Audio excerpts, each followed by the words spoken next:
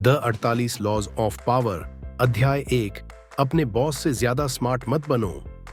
Law 1, never outshine the master. आप देख रहे हैं द क्रोम रीडर, जहां हम दुनिया की सबसे प्रभावशाली किताबों से सीखकर आपको सरल और प्रभावशाली तरीके से पेश करते हैं। आज हम शुरू कर रहे हैं द 48 लॉज ऑफ पावर की ऑडियो बुक सीरीज, और इस सफर का पहला अध्याय है अपने बॉस से ज्यादा स्मार्ट मत बनो। क्या आपने कभी किसी ऐसे टैलेंटेड इंसान को देखा है जो बहुत मेहनत करता है लेकिन उसे प्रमोशन नहीं मिलता? या कोई ऐसा व्यक्ति जो अपने बॉस से ज्यादा होशियार था लेकिन फिर भी उसे नौकरी से निकाल दिया गया? अगर आपने ऐसा होते देखा है तो यह अध्याय आपकी सोच को पूरी तरह बदल सकता है। रॉबर्ट ग्रीन कहते हैं, अगर आप ताकत पाना चाहते हैं तो कभी भी अपने बॉस से ज्यादा स्मार्ट बनने की कोशिश मत करो। पावर एक माइंड गेम है। इस खेल में जीतने के लिए सिर्फ काबिलियत ही नहीं बल्कि चालाकी भी जरूरी होती है। कई बार हम सोचते हैं कि अगर हम मेहनत करेंगे, अच्छे आइडिया देंगे और अपने बॉस से ज्यादा तेज दिखेंगे तो हमें सफलता मिलेगी। लेकिन असल में यह उल्टा असर डाल सकता है।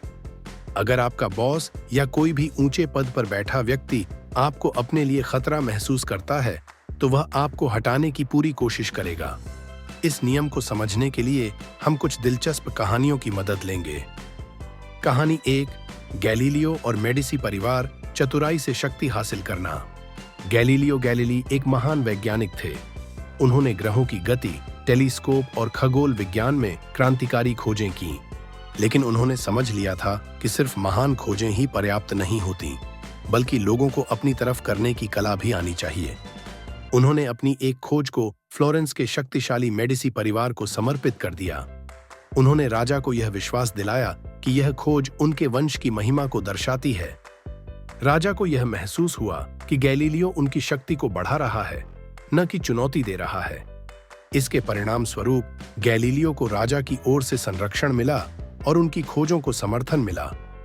सीख: अगर आप किसी शक्तिशाली व्यक्ति के सामने अपनी प्रतिभा को सही तरीके से पेश करते हैं तो वे आपको सहयोग देंगे। कहानी 2, निकोलस फॉक्स, एक सीई जिसने अपनी नौकरी गंवा दी। 1990 के दशक में निकोलस फॉक्स एक बड़ी कंपनी के टॉप एग्जीक्यूटिव थे। वे बहुत टैलेंटेड थे और कंपनी को आगे ले जाने के लिए कई नए आइडिया लाए। लेकिन वे अपने बॉस की कमजोरियों को उजागर करने लगे और खुद को ज्यादा स्मार्ट दिखाने लगे। उन्होंने मीटिंग्स में बॉस को गलत साबित किया और धीरे धीरे उनके बॉस को यह महसूस होने लगा कि निकोलस उनका पद छीन सकता है। जल्द ही बिना किसी चेतावनी के निकोलस को निकाल दिया गया। सीख: अगर आप अपने वरिष्ठों को असहज महसूस कराते हैं तो वे आपको हटाने की पूरी कोशिश करेंगे। कहानी 3, फ्रांस के राजा लुई 14वां, चतुराई से शक्ति बनाए रखना। फ्रांस के राजा लुई 14वें को सूर्य राजा कहा जाता था। वे 72 साल तक सत्ता में रहे, जो यूरोपीय इतिहास में सबसे लंबा शासन था। उनकी रणनीति क्या थी? उन्होंने हमेशा यह सुनिश्चित किया कि उनके मंत्री और दरबारी उन्हें सबसे महान माने। अगर कोई दरबारी ज्यादा चतुर और प्रभावशाली दिखता तो लुई 14वें उसे तुरंत कमजोर कर देते। उन्होंने अपने मंत्रियों को कभी भी ज्यादा ताकतवर नहीं बनने दिया ताकि वे राजा के खिलाफ विद्रोह न कर सकें। सीख: अगर आप पावर में बने रहना चाहते हैं तो यह सुनिश्चित करें कि आपके नीचे के लोग आपको चुनौती न दें। कहानी 4, भारतीय राजा और उसका सबसे होशियार मंत्री। भारत के एक राजा का एक मंत्री था जो बहुत बुद्धिमान था। वह हमेशा राजा को सही सलाह देता और उसके हर फैसले को सुधारने की कोशिश करता। धीरे धीरे राजा को यह लगने लगा कि यह मंत्री उससे ज्यादा स्मार्ट है और लोग उसकी ज्यादा इज्जत करने लगे हैं। राजा को डर लगने लगा कि मंत्री ही कहीं अगला राजा न बन जाए। जल्द ही राजा ने उस मंत्री को दरबार से निकाल दिया। सीख: अगर आप किसी ताकतवर व्यक्ति के सामने खुद को ज्यादा स्मार्ट दिखाने की कोशिश करेंगे तो वह आपको खतरा समझेगा और हटा देगा। कैसे इस नियम को अपने जीवन में लागू करें? 1, अपने बॉस को चमकने दें। कभी भी अपने बॉस की प्रतिष्ठा को चोट न पहुंचाएं। 2, सीधे प्रतिस्पर्धा न करें। अपने आइडियाज को इस तरह प्रस्तुत करें कि आपका बॉस उन्हें अपनाने के लिए प्रेरित हो, न कि असुरक्षित महसूस करे।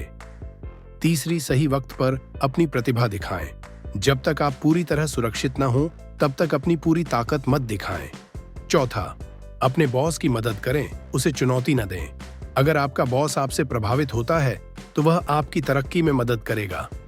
निष्कर्ष, अगर आप ताकत हासिल करना चाहते हैं तो अपने से ऊपर के लोगों को कभी असुरक्षित महसूस न कराएं। अगर आप अपनी काबिलियत को सीधे दिखाएंगे तो वे आपको रोकने की पूरी कोशिश करेंगे। इसलिए सही रणनीति अपनाएं, अपने बॉस को आगे रखकर अपनी तरक्की करें।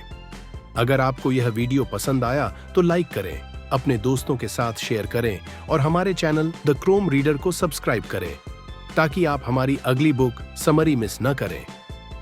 अगले वीडियो में हम लॉ 2 को कवर करेंगे। अपने दुश्मनों पर पूरी तरह से भरोसा मत करो। सीखते रहिए, आगे बढ़ते रहिए।